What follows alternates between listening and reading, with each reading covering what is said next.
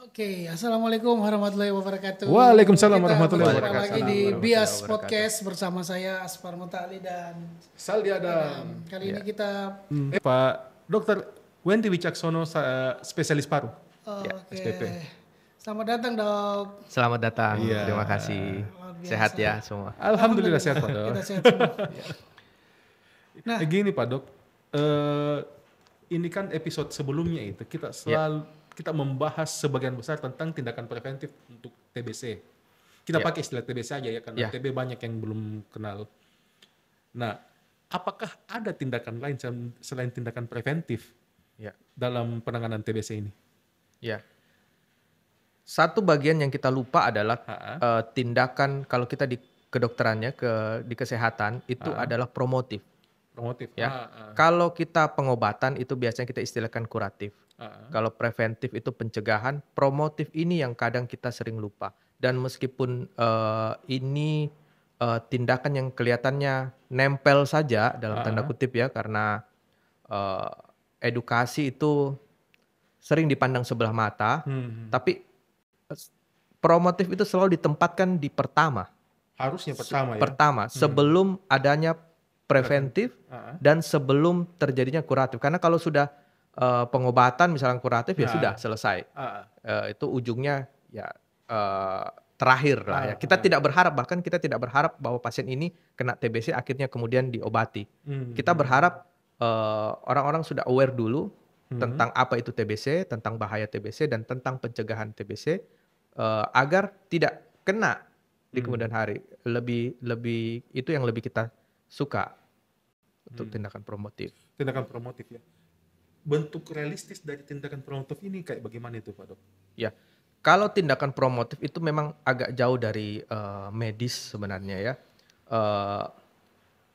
Intinya adalah membawa kesadaran kepada masyarakat tentang bahaya TBC, tentang cara penanggulangan TBC, dan juga tentang lebih umumnya adalah gaya hidup sehat.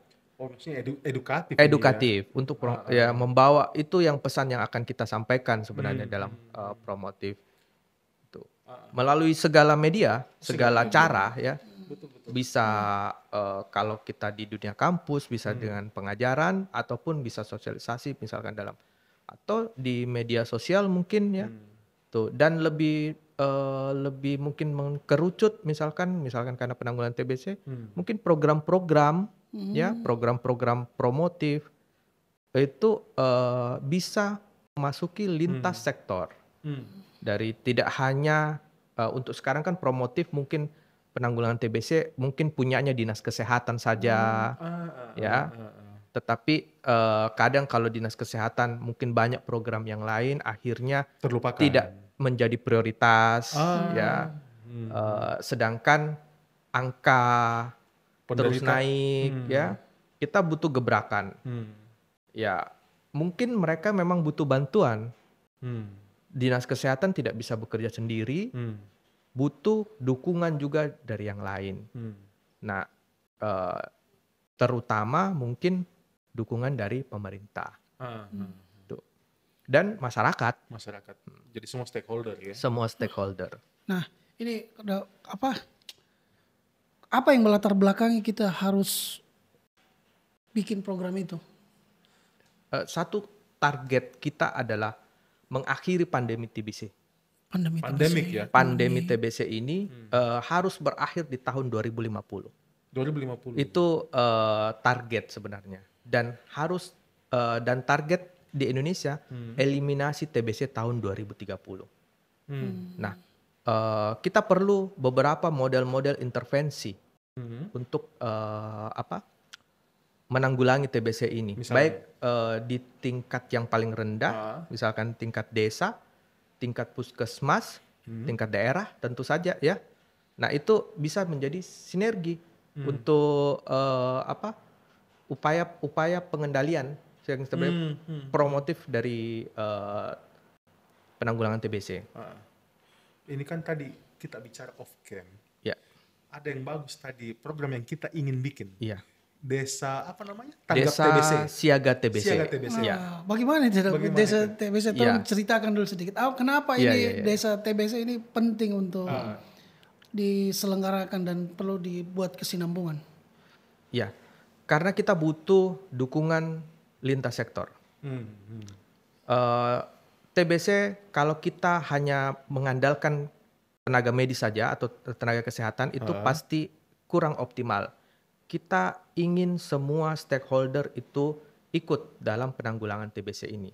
Nah, untuk menciptakan lingkungan yang lebih peduli terhadap TBC ini, lebih tanggap dan lebih mampu untuk menanggulangi TBC, itu merupakan tujuan yang kita ingin capai di Desa Siaga TBC itu. Nah, kalau misalkan lingkungannya itu lebih peduli, kemudian lebih tanggap dan mampu untuk menanggulangi TBC, ya tidak menutup kemungkinan eliminasi TBC bisa selesai. Contoh saja, kalau misalkan di tempat kita ya, ada tetangga yang batuk sudah lebih 2 minggu, tapi kita tidak punya kesadaran, Cuek aja gitu. cuek aja. Ya mungkin saja TBC kan, misalkan mungkin TBC, bukannya nanti malah tambah parah. Bisa jadi menularkan ke tetangga-tetangga lain yang berinteraksi. Kita tahu kenapa saya ingin Desa Siaga TBC ini lebih diprioritaskan, karena di desa lah kita masih sering berinteraksi. Sepakat. Nah, kalau satu sama lain tidak aware terhadap TBC, mereka yang sering berinteraksi ini akan menjadi sumber penularan. Dan next korban lah. Iya, betul. Nah, kalau misalkan kepedulian ini ada terhadap gejala, misalkan ya tanda-tanda TBC, dan mereka mampu, mereka tahu dan tanggap untuk menata laksana ini, akan lebih cepat. Misalkan, gampang aja, Bu, yuk saya antar ke puskesmas untuk diperiksa kuman TBC-nya. Kayaknya tanda-tandanya TBC nih. Itu. Tapi kan yang jadi masalah sekarang ini adalah mungkin banyak yang peduli nih. Ya. Tapi takut. Ya, betul. Mengedukasi lingkungan itu kayak bagaimana bagusnya? Yang saya pelajari adalah manusia cenderung takut terhadap yang tidak dia ketahui. Sepakat. Takut yang dia tidak ketahui. Iya. Contoh kemarin pada saat COVID. Kita blank. Saya Tidak alami. tahu sama sekali apa itu COVID. Ini benda macam apa. Jangankan kita yang non medis ya. Yang medis pun tidak tahu. Kalang karena ini kabut juga. baru. Kalang kabut juga. Kumannya bagaimana. Kita takut setakut-takutnya. Kita proteksi seproteksi-proteksinya. Waktu itu kita pakai hazmat, kita pakai apa semua. Apalagi dokter paru ya. Iya, kita yang langsung berhadapan. Jadi saya mempelajari bahwa kita lebih takut pada hal-hal yang kita tidak ketahui. Ketika kita sudah tahu ini barang, kita sudah tahu ini kuman, bagaimana penularannya atau apa, kita cenderung lebih percaya diri dan lebih tidak takut, meskipun ya pasti ada takutnya ya. Betul, normal. Tapi kita mampu mengatasinya. Kalau kita kalau di kejiwaan itu ketika kita menghadapi sebuah ketakutan, 2, fight atau flight. Atasi ya atau lari. Itu kan kalau kita takut. Nah, kalau kita tidak ketahui ya kita takut, lari. Akhirnya ya lari. Tapi kalau kita ketahui, mungkin kita takut, tapi kita bisa fight. Bisa hadapi. Jadi kalau saya berpikir adalah promotifnya yang harus dikencangkan dengan mengedukasi sebanyak-banyaknya, seluas-luasnya masyarakat tentang TBC, sehingga mereka tidak takut lagi dan akan lebih peduli dan akan lebih tanggap. Mereka mungkin kalau di Jepang itu kan pemakaian masker semua hampir pakai ya, rata-rata pakai sudah dari kebiasaan. Bisa jadi nanti kalau misalkan pengetahuan masyarakat lebih bagus, mereka punya etika batuk dan bersin baik, mereka punya kesadaran untuk memakai masker ketika dia batuk, itu kan yang akan menciptakan lingkungan yang lebih sehat mungkin. Dulu pernah begitu waktu Ya, COVID. ya, Tapi betul. entah kenapa setelah COVID hilang lagi kebiasaan itu. Ya, kita sebenarnya harusnya mendapatkan kesempatan kedua ya setelah COVID itu ya, second chance betul. dari ini untuk memperbaharui sikap kita. Nah, makanya ini yang kita ingin ciptakan. Karena kita tidak tahu tentang kuman TBC, kita tidak tahu cara penanggulangannya dan juga cara mengatasinya. Nah, akhirnya cenderung kita lebih takut. Gitu. Saya lihat-lihat ini juga di baju ada apa gitu, Yoska apa kan namanya itu? Oh ya. Yang bagian sini tak? Sebelah.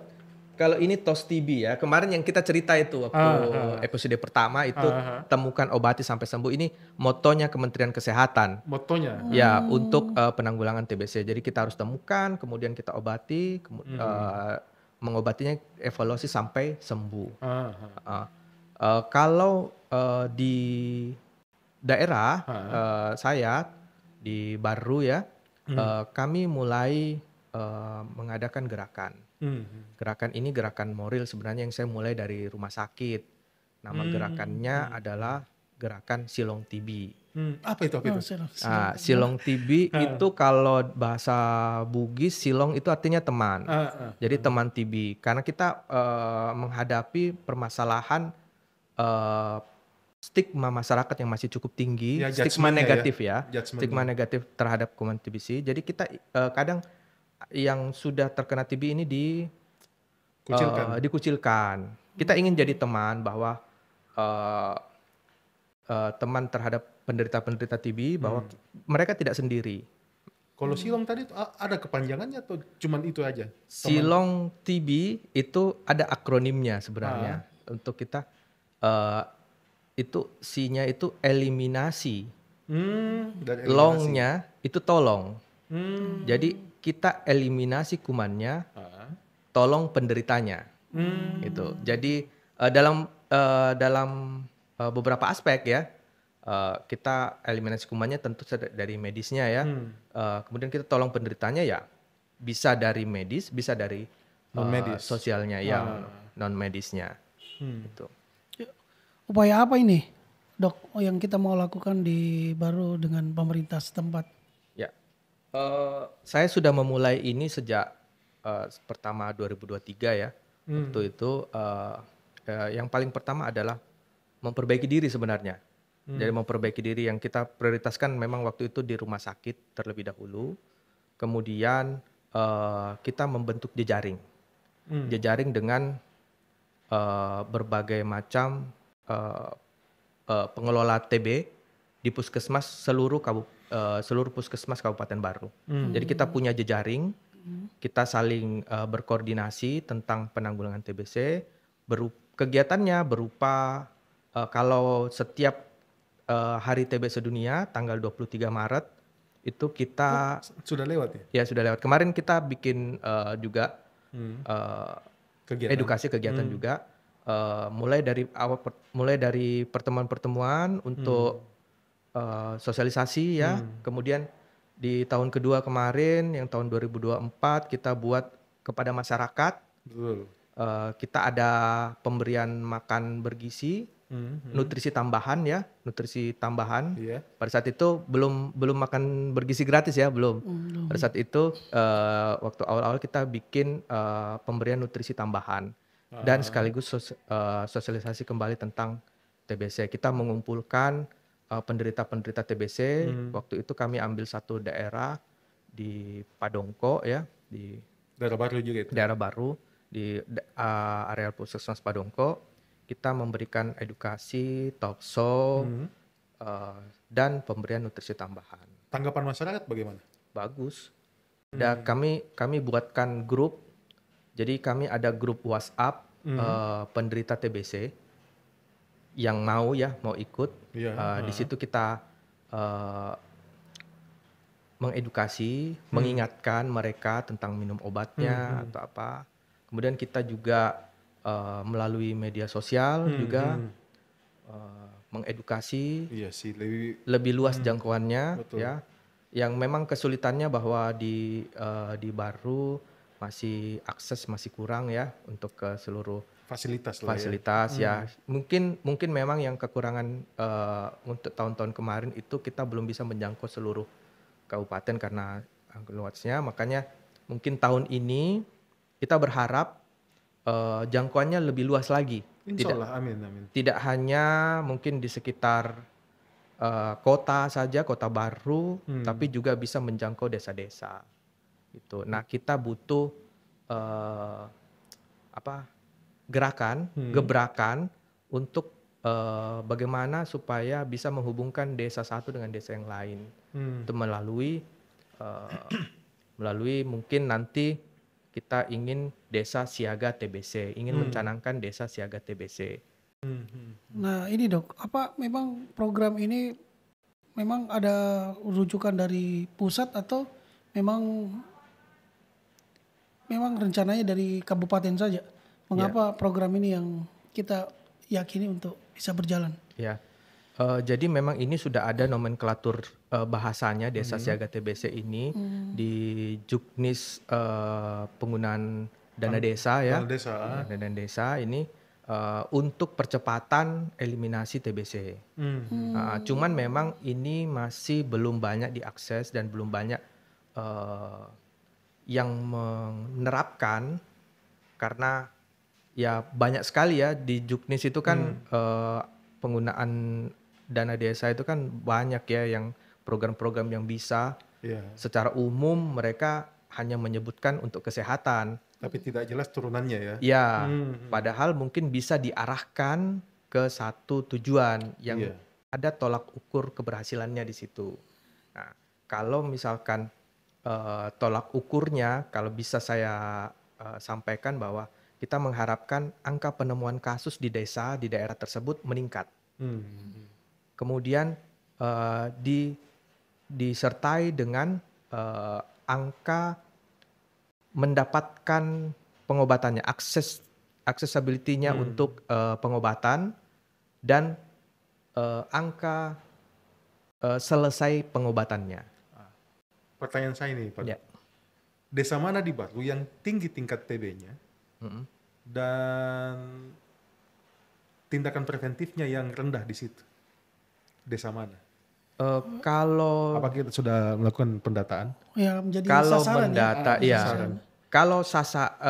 Kalau dari segi desa ya, saya kurang hafal.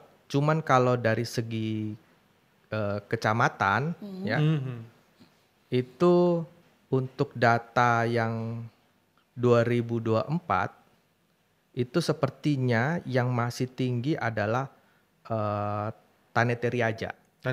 Ya. Jadi nama daerahnya Dia sebelum kota atau setelah kota? Maaf bukan. Saya koreksi ya, masih di Kota Baru sebenarnya kalau Kota untuk Baru? jumlah terduga. Ya. Di daerah Kecamatan Baru ya, Kecamatan Baru. Untuk di Kecamatan Baru itu kan ada 2 puskesmas ya yang membawahi. Nah, itu memang cukup tinggi di situ untuk angka terduga TB-nya. Terduga TB-nya ya. Yang bisa kalau misalkan tapi ini juga sesuai dengan jumlah penduduk sebenarnya. Angka jumlah penduduk memang kalau di Kecamatan Baru memang agak lebih tinggi. Ya. Yang kedua baru tadi yang saya bilang Tanetiriaja. Ya ini lagi Dok.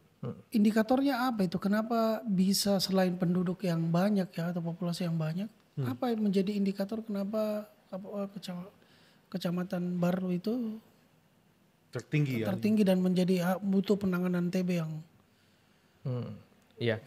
Jadi angka penemuan kasusnya tinggi tidak berarti buruk. Mungkin itu dipahami dulu.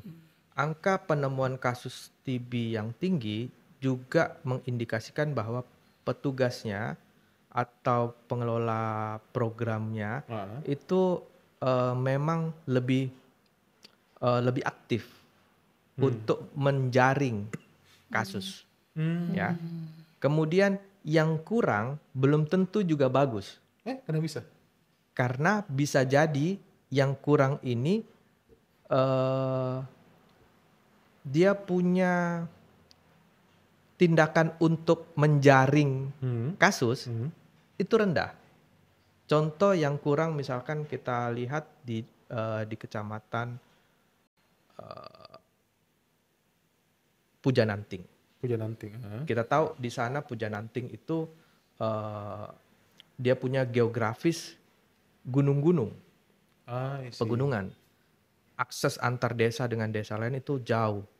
Dan juga untuk mengakses ke fasilitas kesehatan juga jauh. Jadi bisa jadi angka kurangnya ini bukan karena tidak mencerminkan angka sebenarnya. Bisa jadi kurangnya aksesibilitasnya ke fasilitas kesehatan itu juga kurang. Sehingga tidak bisa dijangkau. Jadi bukan menjadi patokan tentang besar atau tidaknya itu ya. Tingkat penderita TB ya. Ya betul. Nah, sekarang ini pertanyaanku dari situ Pak Dok. Desa apa yang akan kita jadikan percontohan nanti di sana? Sudah ada di kepala atau tidak? Atau masih mencari-cari ini? Sudah ada beberapa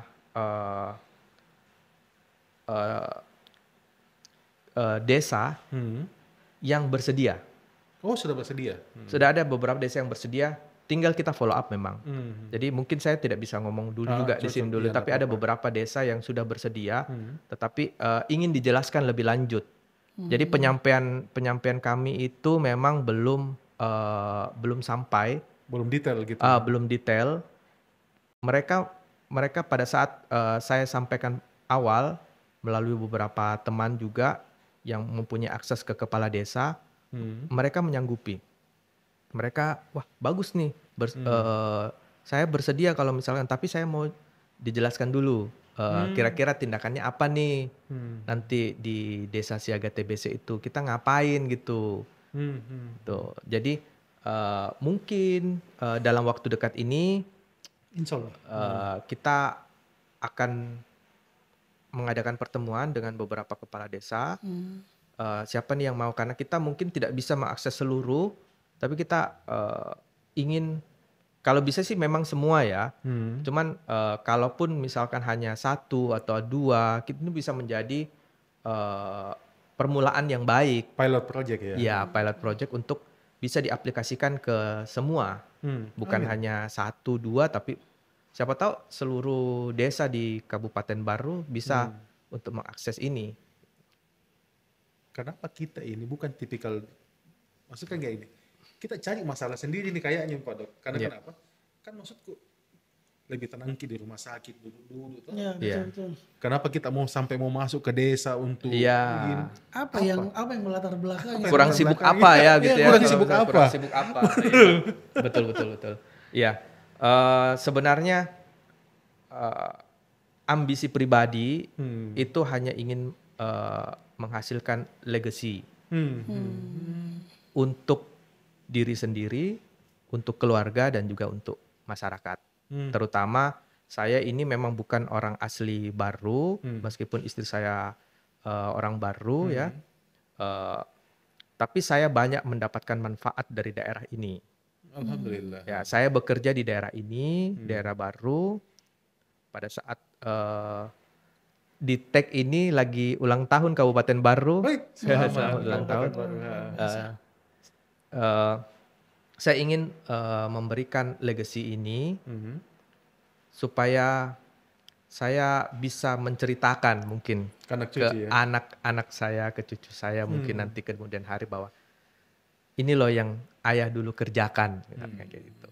Seperti itu sih. Berguna untuk semua orang.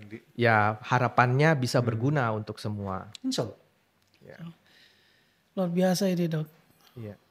Memang pengabdian itu penting ya, dan memberikan manfaat bermanfaat untuk banyak orang itu punya kewajiban dan memiliki amal jariah yang panjang. Nah ini apa yang kita ingin sampaikan kepada, kan baru-baru ini pilkada nih, baru selesai pilkada dan ada pemimpin baru, tentunya kita beradaptasi lagi dengan pemimpin baru. Nah apa yang ingin kita sampaikan kepada pemerintah baru ini terkait dengan penanganan TB di Oh iya. Kota Baru, Kabupaten Baru. Saya berharap mungkin sinergitas Sinergitas dari stakeholder pemerintah Kabupaten Baru terutama agar tetap mungkin dalam tanda kutip mengingat bahwa kita masih belum bebas amat dari TBC dan melanjutkan program nasional untuk penanggulangan TBC. Kita butuh sinergitas antar sektor, lintas sektor. Jadi penanggulangan TBC tidak hanya tugas dari kesehatan saja, tetapi juga tugas kita bersama. Bagaimana bisa menggerakkan masyarakat untuk lebih aware tentang TBC akan jauh lebih berguna dibandingkan kita mengobati di rumah sakit. Karena saya sendiri yang selalu berhubungan dengan pasien-pasien di rumah sakit dan melihat secara langsung bagaimana pasien-pasien TBC yang kita dapat di rumah sakit itu adalah pasien-pasien TBC yang sudah stadium-stadium lanjut. Sudah lanjut semua. Yang sudah punya kerusakan paru yang hebat. Bagaimana mereka menderitanya dengan penyakit ini. Dan tidak bisa ditolong lagi gitu ya. Yang akhirnya mungkin tidak bisa tertolong. Tidak hanya dari segi kesehatan, tetapi orang-orang yang misalkan terkena TBC, otomatis dia tidak bisa bekerja lagi. Maksimal ya. Ya akhirnya mereka mungkin adalah kepala rumah tangga yang punya tanggungan ya. Betul. Dan banyak sekali penderita-penderita TBC yang akhirnya tidak hanya bermasalah dari kesehatannya, tapi bermasalah dari sosial dan ekonominya. Itu yang kita rasa, yang kita tidak bisa menolong. Di rumah sakit tidak bisa menolong sosialnya, tidak bisa menolong dia punya ekonomi. Kita hanya bisa menolong sebatas kesehatan.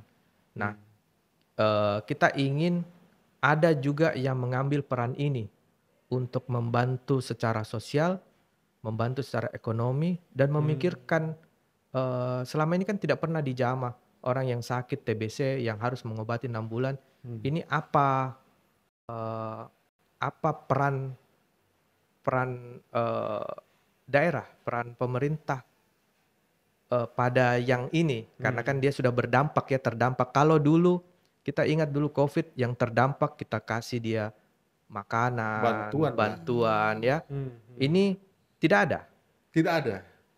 Ya praktis saya belum lihat yang ini ya. Saya mudah-mudahan salah ya, mudah-mudahan ada ya. Minimal entah itu mungkin makan ya. Nutrisi tambahan mungkin untuk mereka karena mereka sudah tidak bisa kerja. Nutrisinya juga yang harus yang itu optimal ya. Apalagi sekarang ada program makan bergizi gratis.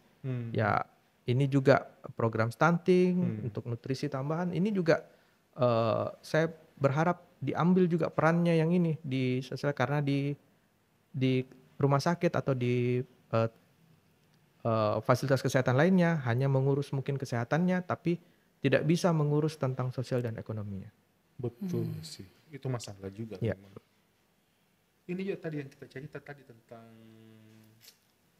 keluarga yang desa atau dusun Cinai kalau saya tidak salah kita bilang tadi. Kampung Cina. Kampung Cina. Iya. Jadi ada daerah di Baru, Kampung Cina, itu daerah penghasil kerajinan batu. Batu alam ya, untuk biasanya kalau kita tahu cobe-cobe, tumbu-tumbu itu atau batu nisan, itu di kampung sana itu adalah kampung yang memproduksi itu dan terkenal karena asli batu ya, karena kan banyak cobe-cobe dari semen. Nah kayu, ini asli betul batu ya. Nah ini punya kecenderungan diturunkan ini pekerjaan atau tetangga-tetangganya. Jadi semua satu kampung itu adalah pengrajin itu. Ya, memproduksi itu. Permasalahannya adalah ini adalah pekerjaan yang relatif berbahaya karena debu dari batu tersebut, yang dari Amplas ataupun dari Gerindra ya, mereka punya menghaluskan. Gerinda pada. Ya ya, Gerindra dulu. ya betul Gerindra ya, bukan tidak pakai R ya. Nggak pakai pada. Ya, nah debu-debu halus itu yang terhirup tidak bisa tereliminasi oleh daya tahan tubuh kita. Dan tiap hari ya. Dan tiap hari bertumpuk merusak fungsi parunya. Sehingga gampang terkena TBC. Ada beberapa kasus orang bapaknya masuk di kita dengan sesak nafas dan batuk darah. Ketika kita periksa foto ronsen, bercak-bercak di seluruh lapangan parunya, kanan dan kiri, diperiksa TBC-nya positif. Kita berikan pengobatan, sudah selesai, tapi paru-parunya masih tetap rusak karena kan memang sudah pernah ada yang mendasarinya itu. Sudah menempel lah. Ya udah menempel. Kemudian berikutnya dia bawa anaknya. Anaknya batuk darah juga, tapi sayangnya tidak bisa diselamatkan. Akhirnya meninggal. Kemudian dia bawa lagi keponakannya, dia bawa lagi tetangganya, dan ada beberapa kasus, tidak hanya satu. Nah itu menjadi permasalahan juga. Mungkin memang tidak banyak ya kalau dari segi prevalensi atau dari segi proporsi penduduk ya yang mengerjakan, yang jadi pengrajin dengan tidak banyak. Tetapi kan tetap ada potensi untuk itu, untuk penyebarannya. Nah ini yang kita coba, kita bisa edukasi orangnya yang sakit. Tapi kan ini sudah terlambat karena dia sudah sakit. Betul. Sedangkan mungkin ada pengrajin-pengrajin di sana yang belum sakit, yang mungkin masih bisa diedukasi, tidak harus meninggalkan pekerjaannya, tetapi bagaimana mereka bisa melindungi dirinya, memproteksi dirinya. Entah mereka memakai masker yang proper, bukan hanya selama ini mereka pakai masker cuman bajunya, kaosnya saja yang dipakai, yang diajarkan masker. Padahal kita tahu untuk itu ada masker yang proper, yang sesuai. Yang kayak alien itu ada. Ya, ya itu yang kita pengen juga meng-awarekan masyarakat bahwa. Sudah pernah begitu ke sana Pak Dok? Dapat edukasi? Tidak pernah. Tidak pernah. Tidak pernah. Kenapa bisa itu? Berbeda tugas di rumah sakit dan di dinas kesehatan mungkin ya, di puskesmas dan lain-lain. Kalau di rumah sakit adalah kuratif, pengobatan. Promotif, preventif itu biasanya diambil alih Kemenkes, dinas kesehatan. Kalau di daerah ya, dinas kesehatan. Nah ini sudah kita sampaikan. Jadi tapi ada tindak lanjut dari Dinkes tidak? Mudah-mudahan saya salah juga, saya tidak tahu ya untuk. Tapi kita sudah sampaikan bahwa. Sudah disampaikan. Ya, kita sudah sampaikan bahwa ini kita ada. Mungkin tidak secara tertulis atau apa ya, tapi kita sudah menyampaikan bahwa verbal lah kita ada penyampaian kepada ini tolong dilihat, ditindaklanjuti. Tapi kan kita siapa ya kalau di rumah sakit ini kan ya udahlah, kita memang tugasnya di kuratif gitu. Nah, ya, inilah yang sebenarnya kita ingin jangkau supaya kita bersinergi gitu, tidak bekerja sendiri-sendiri. Betul. Harapannya ini mulai dari, kalau istilahnya dari hulu ke hilir ya. Ya. Tapi kan begini Pak Dok, ya. Kalau kurang penyakit kan ya kurang juga penghasilan. Ya kalau rezeki selalu di tangan Tuhan ya. Iya sih. Kalau kita kurang apakah mengurangi pendapatan, ya belum tentu juga. Belum tentu juga. Mungkin kita mendapatkan pendapatan di tempat lain mungkin ya. Jadi tidak hanya itu, tidak hanya mengurus orang sakit, tapi kita kan juga capek juga lihat orang sakit ini terus. Hati kita itu kadang miris karena seringnya kita mendapati pasien-pasien TBC atau pasien-pasien dengan kerusakan paru yang hebat itu punya masalah di kemudian hari. Tidak seperti mungkin demam berdarah misalkan ya 1 minggu selesai. Iya. Kemudian batuk pilek yang karena virus 1 minggu selesai. Pasiennya tidak datang ke kita lagi Udah continue ya. karena udah sembuh. Sedangkan pasien-pasien yang mengalami kerusakan paru hebat itu akan terus-terus datang ke kita juga Dan continue. Karena apa? Karena mereka tetap memiliki masalah di parunya. Itu infeksinya mungkin sudah teratasi tapi kondisinya sudah terlambat, sudah masuk. Itu yang kita saya itu pengennya pasien ini kalau sudah sembuh ya sudah jangan ke kita lagi gitu kan. Tapi nyatanya mereka sudah sembuh tapi kerusakan parunya masih tetap ada. Ya tetap berobat terus. Nah, itu kan menambah kosnya juga dia. Karena terus terang ya kalau di kesulitan gratis ini BPJS kan gratis ya. Kita berobat gratis. Tapi transport mereka Iya sih. dari daerah Pujananting itu ke rumah sakit baru itu dia harus sewa mobil itu kurang lebih 500.000 untuk sewa mobil karena tidak ada karena jarang. Berapa jauh kira-kira itu, Dok? Dari Pujananting ke Baru? 3 jam kah? Aksesnya yang susah. Akses karena dia pegunungan ya. I see. Oh, berarti memang ada disparitas tentang jarak juga ya. Iya. Jarak dan fasilitas kesehatan itu berpengaruh dengan penanganannya. Betul. Di rumah sakit mereka bisa gratis pengobatannya. Tetapi transportasinya bagaimana? Cocok sih. Kalau misalkan mereka harus terus-terus berobat di rumah sakit. Ya, penyakit sembuh. Penyakit Kantong tipis. Iya, kadang kita bertanya, kok enggak datang lagi? Enggak ada uang ke sini ya sudah. Oke. Itu kan yang kita tidak bisa ini. Kan misalkan agak kesulitan kalau misalkan puskesmasnya juga belum memadai. Betul. Ya untuk penantangan itu. Nah, memang kan ada beberapa kasus yang tidak bisa juga ditangani oleh puskesmas. Gitu. Harus dirujuk ke rumah sakit. Ngeri juga ya, TBC aman. Kantong tipis. Kena kanker gitu. Kena kanker langsung kantong kering. Minimal 6 bulan ini enggak kerja misalkan kan. Iya. Ditambah kerja. Lagi pengeluaran. Sudah enggak kerja, keluar uang. Tapi masih cocok kayak ini TBC ini untuk isolasi mandiri kayak COVID, Pak Dok. Karena kan kita tahu kan tadi jarak yang pertama. Yang kedua ya kemungkinan besar ini saya lihatnya dari cerita kita tadi off cam. Fasilitas rumah sakit masih belum memadai dengan tingkat penduduk atau jumlah penduduk. Yeah. Apakah isolasi mandiri di rumah itu memadai atau itu cara terakhir untuk menunda penyebaran? Berbeda pada saat COVID. COVID itu istilahnya kalau kita bagus daya tahan tubuh kita, itu virus akan dilawan sendiri oleh tubuh kita ya. Jadi makanya obat-obat khusus untuk COVID itu relatif kurang, ya. Kecuali yang berat-berat baru dikasih obat. Yang klik ke sini. Kalau maksudnya penyakitnya ya, maksudnya penyakit yang berat ya. Oke. Tapi kalau TBC harus minum obat. Ya, jadi karena dia harus minum obat, yang penting adalah akses untuk mendapatkan pengobatan itu yang penting. Jadi ketika dia tidak harus ke rumah sakit, asal dia bisa mengakses pengobatannya.